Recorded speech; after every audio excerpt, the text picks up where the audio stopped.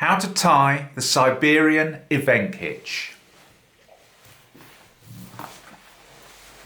Okay, so as you can see, I've got my rope laid out in front of me, and going off to the right hand side there is my working end, and here is the object to which we want to tie the Siberian Evenk Hitch to.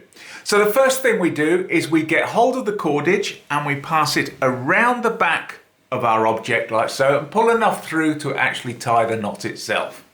Now that we've done that, the standing part is in my left hand, the working end is in my right hand.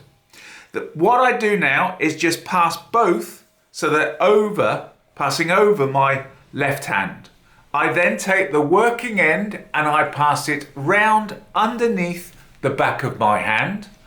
Once I've done that, I then take the working end and pass it over the top of everything at that point there.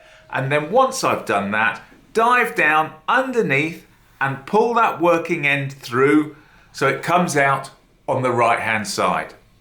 The next thing that we want to do is we want to then take a bight in the working end, so form a bight in the working end at that point there, pass that bight through where my fingers are sticking out and just pull it through, and then just dress it up nice and smartly. And you can see now here we've created a noose knot which is also slipped at this point here. So we can now pull up nice and tight on this, and then when we've finished with it, all we need to do is just pull on that slipped bit there and it comes undone. So there we have it, 1 in number Siberian Evenk Hitch.